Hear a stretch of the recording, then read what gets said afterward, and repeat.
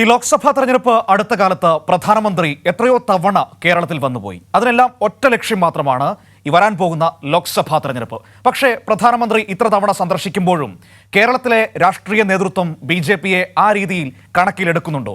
കഴിഞ്ഞ കുറേ ദിവസങ്ങളായി പ്രധാനപ്പെട്ട നേതാക്കളുടെ മുൻപിലൊക്കെ വരുന്ന ഒരു ചോദ്യമാണ്. ഇന്ന് എം.വി. ഗോവിന്ദൻ മാസ്റ്ററുടെ മുൻപിലും ആ ചോദ്യമെത്തി.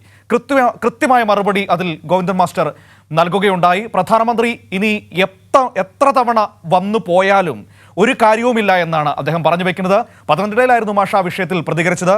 LDF ആദ്യമേ ജയിക്കാൻ പോകുന്ന മണ്ഡലങ്ങളിൽ ഒന്നുകൂടിയാണ് പത്തനംതിട്ടയെന്നും ഗോവിന്ദൻ മാസ്റ്റർ പറഞ്ഞു വെച്ചു. കേരളത്തിൽ മത്സരം അത് LDF-ഉം UDF-ഉം തമ്മിലാണെന്നും ഗോവിന്ദൻ മാസ്റ്റർ. അല്ല, മോഡി കേരളത്തിൻ്റെ വിവിധ മേഖലയിൽ 10 സീറ്റിലധികം സീറ്റ് കിട്ടുമെന്ന് പറഞ്ഞുകൊണ്ട് പ്രചരണം നടത്തിക്കൊണ്ടിരിക്കുകയാണ്. കേരളത്തിൽ ഒരു സീറ്റും BJPക്ക് നേടാൻ സാധിക്കില്ല എന്നുള്ളതാണ് കൃത്യമായിട്ടുള്ള വസ്തുത. അത് മറച്ചു വെച്ചുകൊണ്ടാണ് കള്ളപ്രചാര വേല നടത്തിക്കൊണ്ടിരിക്കുന്നത്.